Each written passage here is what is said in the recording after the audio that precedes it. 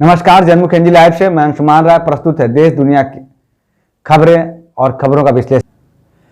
मित्रों, corona virus के चलते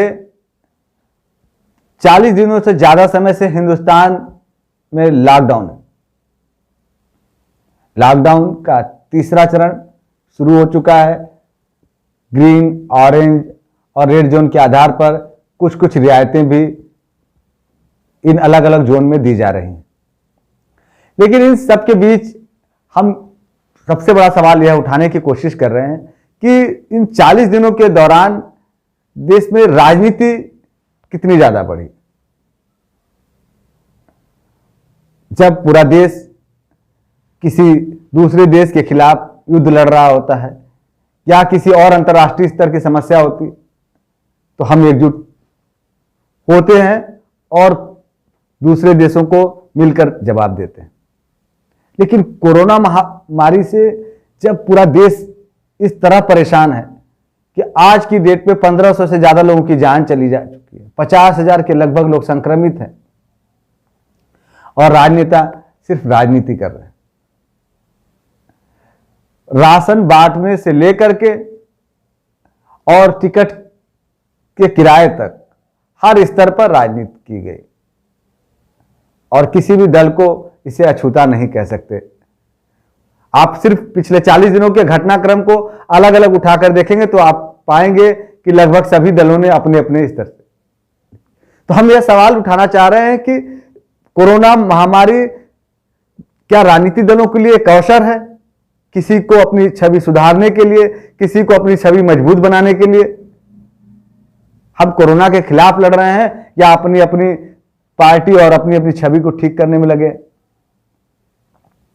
कई प्रदेशों ने केंद्र से पैसे का अभाव की बात कहकर धनराशि की मांग की।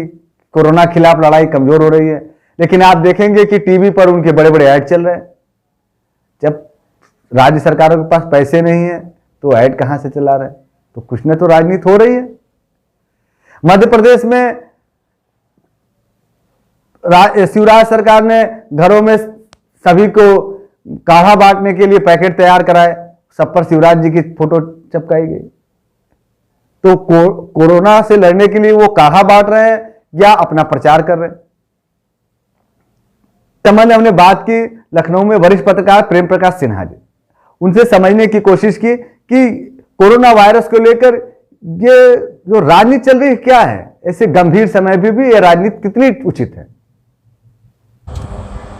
अगर राजनीतिक पार्टियां हैं तो राजनीति करेंगी, समस्या चाहे जिस तरह की भी आए। आप देखे होंगे कि जितनी भी समस्याएं आती हैं उसके समाधान के लिए कुछ दूर तक जो है लोग निस्वार्थ भाव से जरूर जान पड़ते हैं, लेकिन अंततः जो है वो अपने अपने लाभ के लिए ही काम करने लगते हैं। जैसे व्यापारी वर्ग है तो वो लोग जो है सामान जो है महंगे दामों को बेचने लगते हैं, जमाखोरी होने लगती है, इस तरह की होने। सामाजिक संस्थाएं हैं तो वो किसी गरीब को जो है देने के लिए जो है अपना एक गरीब को देने के लिए 20 लोग अपना फोटो खिंचवाने के लिए तैयार होते हैं ताकि वो समाज, तो ये लाभ लेने की प्रवृत्ति जो है। तो लेकिन राजनीति तो सबसे बड़ी है, तो राजनीति इसीलिए है कि हर चीज़ का राजनीतिक लाभ मिले हमें। तो इसलिए जो है जो राजनीतिक पार्टियां हैं वो जो है चाहे ये मजदूरों का मामला हो, चाहे आम लोगों का मामला हो, चाहे मिडिल क्लास का मामला हो, सबकी बातों को लेकर जो है इसका जो है इस राजनीतिक लाभ उठाने की कोशिश करते ही हैं। और इसीलिए जो है कोरोना का आज का दौर चला है, तो कोरोना के वजह से जो है तमाम समस्याएं उठ खड़ी हुई हैं। तो एक राजनीतिक चुनौती बन गई है, क्योंकि सबको लगता है कि अगर हम फेल हो गए समाधान निकालने में तो हमारी तो स्थिति खराब हो जाएगी और हमको राजनीतिक नुकसान उठाना पड़ेगा।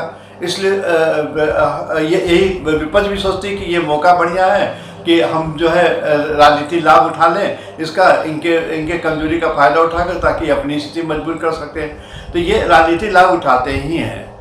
आपने ठीक कहा कि राजनीतिक लोग राजनीति तो करेंगे,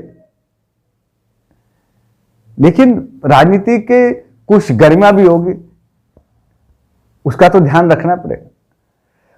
महाराष्ट्र में उद्धव ठाकरे कई दिनों तक राजभवन के चक्कर लगाते रह गए कि उन्हें एमएलसी नॉमिनेट कर लिया जाए। इस मामले में राजभवन द्वारा इतनी गंभीर स्थिति में महाराष्ट्र है, कोरोना से लड़ाई के दौरान सबसे ज्यादा मरीज वहां से आ रहे हैं, और राजभवन द्वारा वहां पर स्थिति स्पष्ट नहीं की जाती कि भाई चुनाव करा लिया जाएगा या आप को नॉमिनेट कर दिया जाए। उद्धव ठाकरे की सरकार तो स्थिर है, वो इस्तीफा देकर दोबारा भी शपथ ले सकते, उस पर कोई फर्क नहीं पड़ने वाला था। लेकिन जो एक टेक्निकल प्रॉब्लम हो रही थी कि उनका 6 महीने का कार्यकाल पूरा हो रहा था और वो इस्तीफा देना फिर से शपथ लेना, ये सारी प्रक्रियाओं में जो दिक्कतें होती, उससे बचने के लिए वो चाहते थे कि नॉमिनेशन उनका हो जाए। तो ऐसे हर जगह राजनीति हुई। इस संदर्भ में हम लोगों ने बात की हमारे वरिष्ठ साथी श्री केडीएन राय जी से, जो राजनीतिक विश्लेषक भी हैं। केडीएन जी, आपकी नजर में यह राजनीति जो खेली जा रही है उसको क्या आप कैसे देखते हैं? राजनीति सामाजिक सरोकारों से अलग कोई चीज नहीं होती। राजनीति अगर आप कर रहे हैं और अगर आपका राजनीति का फैसला जनता के हित में नहीं है तो वो स्वीकार्य नहीं होगा। अब ऐसे दौर में मैं आपको पीछे थोड़ा ले जाऊंगा। भारत पाकिस्तान युद्ध के दौरान सरकार जब हमारे सैनिक जब सीमा पर लड़ रहे थे, तब हमारी राजनीतिक दलों ने एक स्वर से एक साथ मिलकर के उस तत्कालीन सरकार के पक्ष में अपने फैसले सुनाए थे और दुनिया को मैसेज दिया था कि हम राजनीतिक विचारधाराओं में भले आपस में लड़ते रहे हों, लेकिन जहां राष्ट्र का सवाल आता है वहां हम एक हैं। आज भी वही स्थिति है कि कोविड-19 के इस दौर में सभी राजनीतिक पार्टियां जो हैं उनकी सोच का दायरा, उनका सरोकार आम जनता से जुड़ा हुआ है। जब राज्य की सरकारें ये कहती हैं कि हमें अपने प्रवासी मजदूरों को अपने घर वापस ले आने के लिए काम करना है, पहल करनी है, या वो केंद्र से किसी तरह की मदद की अपील करते हैं, तो ये उनकी सोच सकारात्मक है। या फिर कोई राजनीतिक पार्टी ये कहती है कि साहब ट्रेन से जाने वाले मजदूरों का पूरा खर्च, रेल भाड़ा हमारी पार्टी उठाएगी, तो यह सोच भी सकारात्मक है। जब लोग ये सुझाव देते हैं कि संकट के इस दौर में हमें आम नागरिकों के, आम जनता की मूलभूत आवश्यकताओं की ओर ध्यान देना है, विलासिता की चीज़ों की तरफ अपने होने वाले प्रस्तावित खर्चों पर नियंत्रण रखना है, तो ये सोच सकारात्मक है। ये राजनीति भी है और एक सकारात्मक सोच भी है। राजनीति होनी चाहिए और इसी तरह की राजनीति होनी चाहिए जिसमें हम महामारी से संघर्ष कर सकें, महामारी को अपना प्रतिद्वंदी बना सकें, न कि राजनीतिक विचारधाराओं को। आप ठीक कहा केडीएन जी ने कि सकारात्मक राजनीति हो तो बेहतर है। राजनीति के लोग हैं, राजनीति तो करेंगे, सकारात्मक राजनीति हो तो बेहतर है। इस संदर्भ में 2 और लोगों से हम लोगों ने बात की है, लेकिन उससे पहले हम चलते हैं वाराणसी में अपने मुख्य संवाददाता सरोज सिन्हा के पास, जो वाराणसी में जो प्रधानमंत्री नरेंद्र मोदी का, हमारे पीएम का संसदीय क्षेत्र है, वहां पे जो राजनीति पिछले 40 दिनों से हुई उसके बारे में वो बताना। देखिए, जहाँ तक बनारस का सवाल है, लॉकडाउन के चलते सभी पार्टियां अपने अपने स्तर से जन सेवा कार्य में जुटी हुई हैं, लेकिन इस बीच आरोप प्रत्यारोप का दौर भी चल रहा है। इसमें राहत सामग्री और प्रवासी मजदूरों की समस्या को लेकर लोगों में युद्ध छिड़ा हुआ है। सभी सियासी पार्टियां अपने अपने स्तर से सियासत में जुटी हुई हैं। बेहतर हो कि इस नाजुक घड़ी में सभी दल एकजुट होकर इस समस्या के प्रति गंभीर हों और बेहतर हो कि इसकी पहल काशी से शुरू हो। तो आपने देखा कि वाराणसी में किस तरह से राजनीति चल रही है, और जो हम मुद्दा उठा रहे हैं या जो सवाल हम कर रहे हैं कि इतनी गंभीर महामारी से जो लड़ाई लड़ने की बात हो रही है, उसमें राजनीतिक दल अवसर क्यों तलाश रहे हैं? वो सकारात्मक राजनीति करते हुए भी जनता के हित में काम कर सकते हैं। इस संदर्भ में सीपीएम के प्रदेश सचिव हीरालाल जी भी हमारे बीच थे। हमने उनसे भी उनकी राय जानने की कोशिश की कि हीरालाल जी थोड़ा राजनीति से हटकर, मतलब एक राजनेता के, आप राजनीतिक दल के पद पर हैं लेकिन फिर भी एक पुराने राजनीतिक हैं और अपने आप के हिसाब से राजनीतिक विश्लेषक के तौर पे आप बताएं कि यह राजनीति कहां तक ठीक है। पैरामेडिकल स्टाफ्स ऐसे और जो लोग भी इस लड़ाई में फ्रंट लाइन पर हैं, सामने हैं, उनके पास समुचित और पर्याप्त हथियार ही नहीं है। ऐसे में इस लड़ाई को कैसे लड़ा जा सकता है? लोकतंत्र में पक्ष विपक्ष दोनों होता है और इसलिए इस लड़ाई को भी हमें लोकतांत्रिक तरीके से भी लड़ करके हम इस पे कुछ जीत हासिल कर सकते हैं। तो हम तो फिर सुझाव देंगे इस सरकार को कि आप सबको लेकर के चलिए, सारे राजनीतिक दलों, सामाजिक संगठनों से राय मशविरा करके ही इस लड़ाई को सही ढंग से जीता जा सकता है। और ये आज ख़त्म होने वाला नहीं, लंबा चलेगा।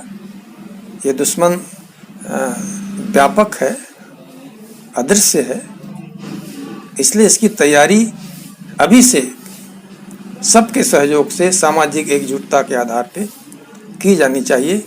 तब हम इसे कारगर ढंग से लड़ाई लड़ करके हरा सकते हैं। हीरालाल जी ने ठीक कहा कि इस समय सभी को एकजुट होकर काम करनी है। हीरालाल जी पुराने राजनीतिक व्यक्ति है और इनकी यह बात बहुत सही है कि लोगों को मिलकर काम करने की जरूरत है। इस समय इस संदर्भ में हमने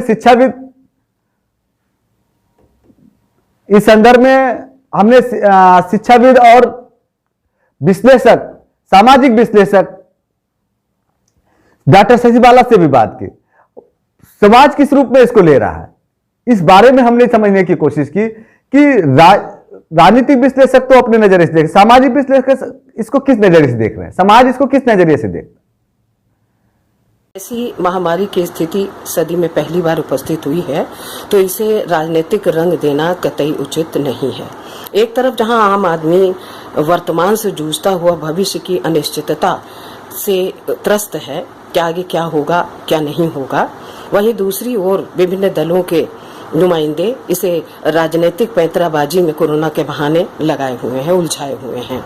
लगभग सभी चैनल्स पे जहां भी ऑन करो वहां लाइव शो आयोजित किए जा रहे हैं और विभिन्न दलों के लोग बैठकर तरह तरह की बयानबाजी कर रहे हैं। कोई किसी की टांग खींचने में लगा हुआ है, कोई बाल की खाल निकालने में लगा हुआ है, तो कोई एक दूसरे की बखिया उधेड़ने में लगा हुआ है और कोई तो इतनी हास्यास्पद बात कर रहा है कि अगली और पिछली की तुलनात्मक विवेचना में ही लगा हुआ है। वास्तव में देखा जाए तो समाचार पत्र भी पीछे नहीं है। जब भी कहीं खोल करके देखो तो तरह तरह के उसमें मजेदार सीन दिखाई पड़ रहे हैं। भोजन का पैकेट देते हुए तो एक फोटो वायरल होना आम बात हो गई है। भोजन के पैकेट, राशन किट हो या फिर अंगोछा तक की, मांस तक की बात हो, तो उसको राजनैतिक नाम दे दे करके हास्यास्पद बनाया जा रहा है और इस बीमारी के हल्केपन को दिखाने की कोशिश की जा रही है, जो कि इस स्थिति में कतई गलत है। तो कुल मिलाकर मेरा मतलब ये है कि हमको ये सोचना है पहले कि जान है तो जहान है। कोरोना से तो हम दो हाथ बाद में भी कर लेंगे, लेकिन इस समय हमको मिलकर इस अदृश्य शत्रु से पूरी तरह से मायावी युद्ध लड़ने के लिए कमर कस लेनी है। और बाकी तो बाद में भी चलता रहेगा, क्योंकि अभिव्यक्ति की स्वतंत्रता तो हमारा जन्मसिद्ध अधिकार है। और बात फिर वही आई कि सभी को मिलकर काम करने की जरूरत है। राजनीति करते हुए भी जनता के हित में काम करने की जरूरत है। और पिछले 40 दिनों में सिर्फ हर दल या ज्यादातर दलों की ओर से राजनीति ही करती दिखाई दे। और इतनी गंभीर संकट की स्थिति में ऐसी राजनीति जनता के मन पर भी प्रभाव डालती है। वो चाहे मजदूरों को लाने का मसला हो, सामान वितरण का मुद्दा हो या लॉकडाउन बढ़ाने को लेकर मुद्दा हो, हर मुद्दे पर एक राय हो सकती थी और एक सम राय से इससे आगे बढ़ा जा सकता था कि सभी की राय एक हो कि। और अभी भी अभी ये लड़ाई लंबी चल रही है और अभी भी हमें यह पता नहीं कि लॉकडाउन 3 के बाद हम कहाँ, ये लड़ाई किधर जाएगी, अभी कोरोना से हम कब तक मुक्ति पाएंगे। तो अब भी हम लोगों को, हमारे राजनीतिक दलों को चेतने की जरूरत है और समझने की जरूरत है कि इस समय सकारात्मक राजनीति की आवश्यकता है और राजनीति करें, लेकिन सकारात्मक राजनीति करें, तभी कोरोना को मात देने में एकजुट होकर एक महत्वपूर्ण भूमिका निभा पाएंगे। सबसे सटीक और विश्वसनीय खबरें पाने के लिए सब्सक्राइब करें जनमुख NG लाइव को और लगातार अपडेट्स पाने के लिए बेल आइकन को प्रेस करना न भूलें।